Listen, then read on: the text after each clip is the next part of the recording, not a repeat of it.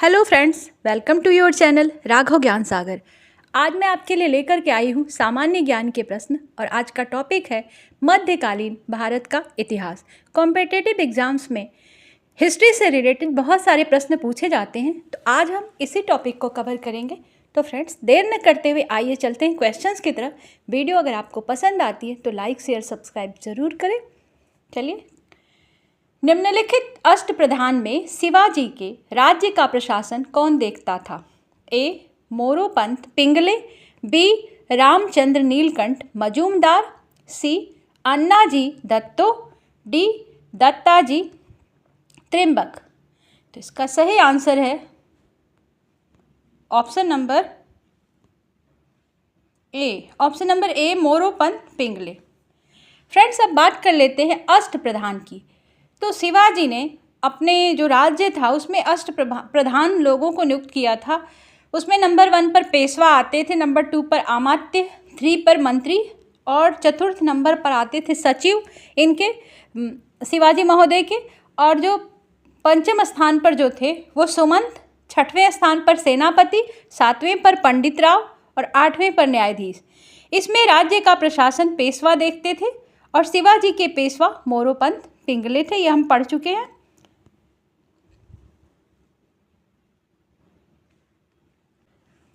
अगला प्रश्न है, चंद्रदेव नामक राजा ने किस वंश की स्थापना की? चंद्रदेव। ए. गढ़वाल, बी. चौहान, सी. परमार, डी. प्रतिहार। तो इसका सही आंसर है गढ़वाल। ऑप्शन नंबर ए सही है। नेक्स्ट क्वेश्चन, मान्यखेत किस वंश की राजधानी थी? ए. चोल, बी. चेर, सी. राष्ट्रकूट, डी. होयसल। इसका सही आंसर है राष्ट्रकूट। ऑप्शन नंबर सी सही है। मान्यखेत राष्ट्रकूटों की राजधानी थी। आज इस शहर को मालखेड़ के नाम से जाना जाता है। अगला प्रश्न है, दिलवाड़ा जैन मंदिर किस धर्म से संबंधित है? ए. वैष्णव संप्रदाय, बी. शैव संप्रदाय, सी. जैन धर्म, डी. बौद्ध धर्म। तो इसका सही आंसर है जैन धर्म। ये जो दिलवाड़ा के मंदिर हैं जैन धर्म से संबंधित हैं और राजस्थान के सिरोही जिले में हैं। 1231 में वास्तुपाल और तेजपाल नामक 2 भाइयों ने मिलकर के इसको बनवाया था। नेक्स्ट क्वेश्चन, अकबर के समय प्रशासनिक और राजस्व वसूली के लिए कौन सी इकाई थी? टैक्स वसूलने के लिए कौन सी इकाई थी? ए. सूबा, बी. परगना, सी. ग्राम, डी. इनमें से कोई नहीं। इसका सही आंसर है सूबा। ऑप्शन नंबर ए, सूबा अकबर के राज्य की एक इकाई थी। अगला क्वेश्चन है, अंग्रेजों के समय प्रयोग की जाने वाली रैयतवाड़ी व्यवस्था किसके द्वारा शुरू की गई थी? अंग्रेजों के समय प्रयोग की जाने वाली रैयतवाड़ी व्यवस्था। ए. शेर शाह सूरी, बी. अकबर, सी. औरंगजेब, डी. जहांगीर। तो इसका सही आंसर है शेर शाह सूरी द्वारा शुरू की गई थी। रैयतवाड़ी व्यवस्था वास्तव में शेर शाह सूरी ने शुरू की थी। शेर शाह सूरी जो थे ये 1540 से लेकर के 1545 तक सूरी वंश के राजा थे। नेक्स्ट क्वेश्चन, कुषाणों के बाद काबुल और कंधार किस भारतीय राजा ने जीता? ए. बाबर, बी. अकबर, सी. औरंगजेब, डी. हुमायूं। इसका सही आंसर है बाबर। ऑप्शन नंबर ए सही है। नेक्स्ट क्वेश्चन, उस्ताद ईसा किस इमारत से संबंधित था? ए. लाल किला, बी. ताजमहल, सी. कुतुब मीनार, डी. 2.5 दिन का झोपड़ा। तो उस्ताद ईसा किससे जुड़े हुए हैं? ये ताजमहल से जुड़े हुए हैं। ऑप्शन नंबर बी सही है। उस्ताद ईसा जो हैं इनको ताजमहल का आर्किटेक्ट कहा जाता है। मुगल शासक मोहम्मद शाह का असली नाम क्या था? ए. रोशन अख्तर, बी. सुजस्ता अख्तर, सी जूना खां और इनमें से कोई नहीं। तो इसका सही आंसर है Roshan Akhtar. Roshan Akhtar. Option number A. Mohammad Shah का जो असली नाम था वो रोशन शाह था। अगला प्रश्न है, तुंगभद्रा के तट पर कौन सा साम्राज्य विकसित हुआ? ए विजयनगर, बी बहमनी, सी चालुक्य, डी चोल। तो इसका सही आंसर है विजयनगर। ऑप्शन नंबर ए सही है। विजयनगर की स्थापना हरिहर और बुक्का नाम के दो सगे भाइयों द्वारा की गई थी। यह मध्यकाल का सबसे बड़ा हिंदू साम्राज्य था। अगला प्रश्न है, पानीपत की पहली लड़ाई निम्नलिखित में से किस वर्ष हुई? ए 1520, बी 1526, सी 1530, डी 1535। इसका सही ऑप्शन है ऑप्शन नंबर बी 1526। पानीपत की पहली लड़ाई 1526 ईस्वी में हुई थी, जिसमें कि इब्राहिम लोदी जो थे वो पराजित हुए और मारे गए और सल्तनत काल जो था वो समाप्त हो गया। बाबर को दौलत खां लोदी ने भारत पर आक्रमण करने के लिए आमंत्रित किया था उस समय। क्वेश्चन नंबर 12, लूम निम्नलिखित में से किस युग में एक केंद्रीय तकनीकी नवाचार था? ए सल्तनत काल, बी राजपूत युग, सी मुगल काल, डी इनमें से कोई नहीं। इसका सही आंसर है सल्तनत काल। ऑप्शन नंबर ए सही है। लूम का विकास सुल्तानों के संरक्षण में हुआ था। यह एक कपड़ा विकास की तकनीक है। इसमें कई ईरानी और मध्य एशियाई डिज़ाइन शामिल किए गए हैं। यह माना जाता है कि इस समय के दौरान फारस के ऊर्ध्वाधर करघे पर कालीन बुनाई भी शुरू की गई थी।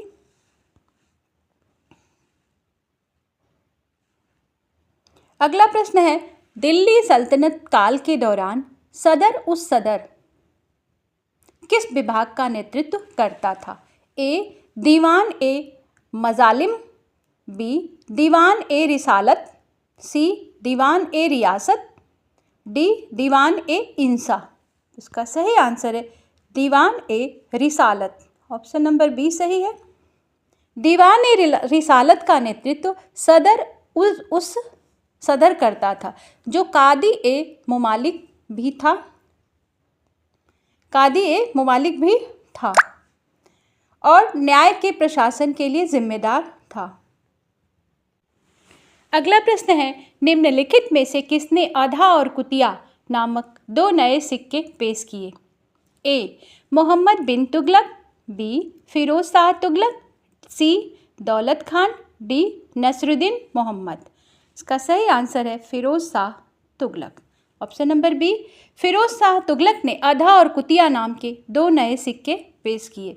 आधा जीतल की 50% और कुतिया जो थी वो जीतल की 23% थी।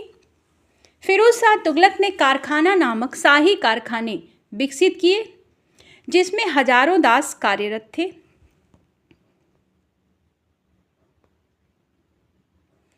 अगला प्रश्न है, दिल्ली सल्तनत प्रशासन में राज्य के त्योहारों की देखभाल कौन करता था?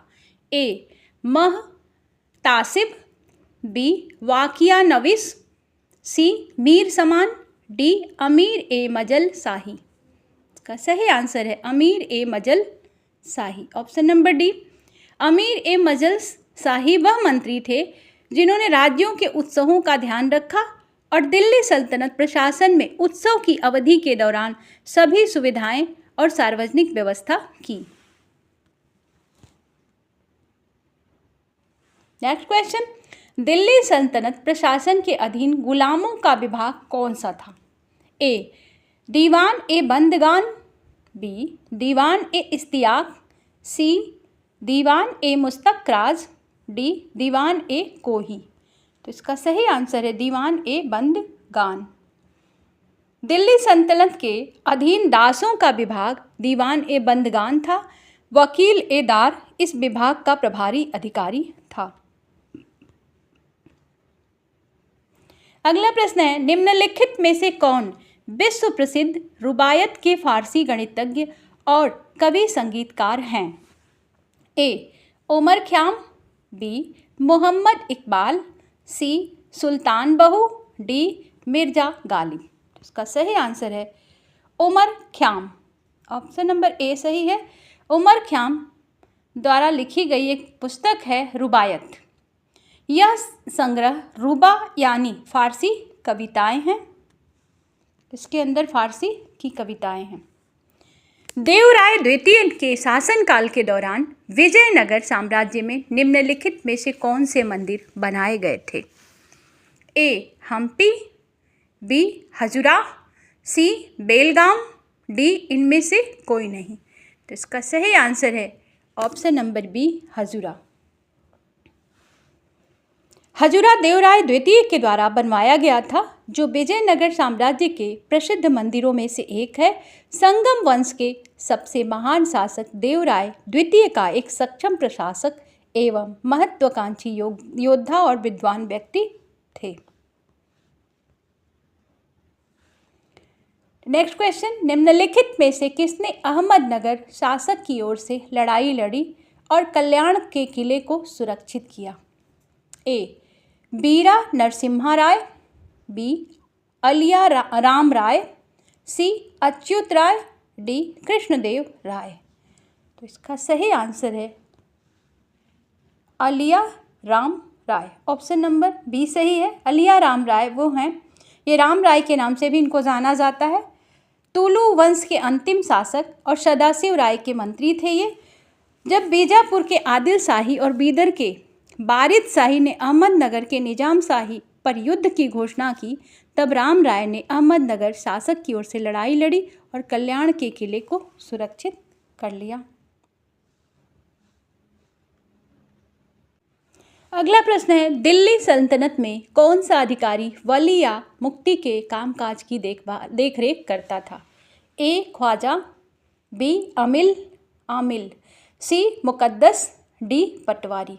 तो इसका सही आंसर है ख्वाजा। ऑप्शन नंबर ए सही है। केंद्र सरकार ने सिख नामक प्रत्येक खंड उपखंड में अमिल या राजस्व संग्राहक नियुक्त किया। उन्होंने चौधरी, मुकद्दम, पटवारी आदि जैसे वंशानुगत ग्राम अधिकारियों की मदद से एक आय एकत्र की। सुल्तान ने वली या मुक्ति के काम की देखभाल करने के लिए प्रत्येक इक्ते में एक ख्वाजा नामक अधिकारी को नियुक्त किया था। दिल्ली सल्तनत काल के दौरान निर्मित कौन सा स्मारक गुम्मद, मेहराब, स्लैम और बीम के संश्लेषण का बेहतरीन उदाहरण है? ए मोठ मस्जिद, बी लोधी गार्डन, सी बड़ा खान, डी छोटा खान। इसका सही आंसर है लोधी गार्डन। लोधी उद्यान मेहराब, गुंबद, बीम और स्लैम के संश्लेषण का एक बेहतरीन उदाहरण है।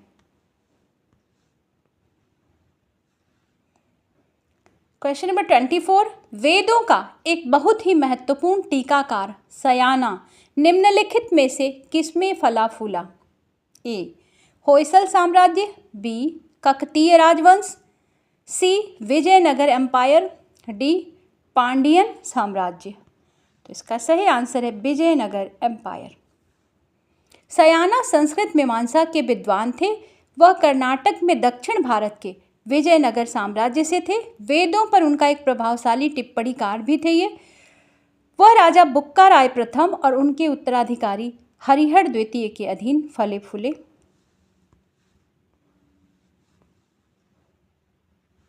अगला प्रश्न है, निम्नलिखित में से किसने विजयनगर के निकट नागलपुरम नामक उपनगरीय बस्ती की स्थापना की?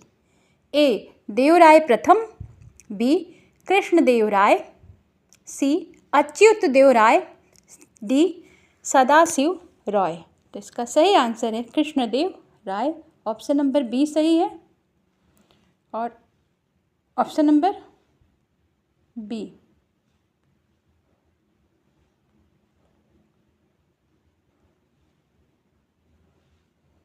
कृष्णदेव राय ने विजयनगर के पास अपनी मां के नाम पर नागलपुरम नामक एक उपनगरीय बस्ती की स्थापना की। विजयनगर के कुछ सबसे विस्तृत विवरण कृष्णदेव राय के काल से आते हैं। नेक्स्ट क्वेश्चन, तिरुवेंगलनाथ मंदिर का निर्माण निम्नलिखित में से किस राजा के शासनकाल में हुआ था? ए. वीरा नरसिम्हा राय, बी. कृष्णदेव राय, सी. अच्युत देव राय, डी. सदाशिव राय। इसका सही आंसर है अच्युत देव राय। तिरुवेंगलनाथ मंदिर विजयनगर के राजा अच्युत देव राय के शासनकाल में बनाया गया था। तिरुवेंगलनाथ मंदिर अब इस राजा के नाम पर अच्युत राय मंदिर के नाम से प्रसिद्ध है। अगला प्रश्न है, निम्नलिखित में से कौन तुलु वंश का अंतिम शासक था? ए. वीरा नरसिम्हा राय, बी. रामा राय, सी. सदाशिव राय, डी. कृष्णदेव राय। तो इसका सही आंसर है सदाशिव राय। ऑप्शन नंबर सी सही है। सदाशिव राय तुलु वंश के अंतिम शासक थे। वेंकट राय की मृत्यु के बाद वो गद्दी पर बैठे और अपने मंत्री आलिया राम राय के हाथों की कठपुतली थे, जो वास्तव में राजा थे। निम्नलिखित में से किसे भारतीय उपमहाद्वीप में सबसे पुराना सूफी माना जाता है, जिन्होंने उत्तर भारत में खुद को स्थापित किया? A. Rabia al Adawiya, B. Al Hujwiri, C. Al Junaid, D. Bayazid Bastami. का सही आंसर है ऑप्शन नंबर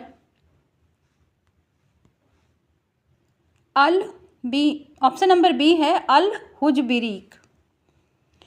भारत में 11वीं सदी के शताब्दी के अंत तक सूफीवाद एक सुविकसित आंदोलन के रूप में विकसित हुआ। अल हुजवीरी ने खुद को उत्तर भारत में स्थापित किया और उन्हें लाहौर में दफनाया गया। उन्हें भारतीय उपमहाद्वीप में सबसे पुराना सूफी माना जाता है। फ्रेंड्स, वीडियो अगर पसंद आई हो तो एक बार फिर कहूँगी लाइक शेयर सब्सक्राइब ज़रूर करें। मिलते हैं आपसे नेक्स्ट वीडियो में, तब तक के लिए goodbye. Thank you for watching.